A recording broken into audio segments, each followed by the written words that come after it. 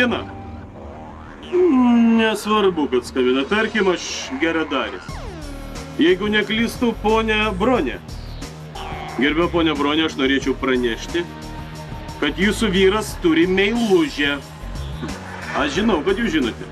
Dar viena labai gera naujiena. Jūsų vyras lygiai po pusvalandžio su savo meiluže susitinka Vilniaus aerouoste.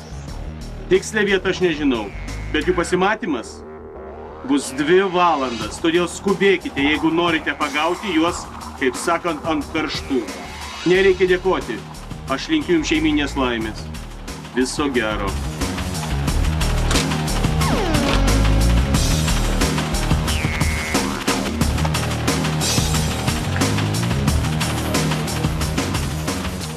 Sveika, mieloji. Taip, mažulė, aš labai pasiilgau. Klausyk, tai aš siūlau, kad šiandien mes galime drąsiai susitikti pas mane namie. Jo. Nebijok, mano furijos nebus namie.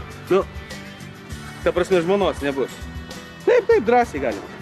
Jo, matai, neišvažiuoja dabar kažkom 2 valandom į aerouostą ieškoti manęs ir tavęs. Todėl aš manau, mes turėsime 2 valandas gero, puikaus, aistringo sekso. Myliu, laukiu. Jau gali važiuoti.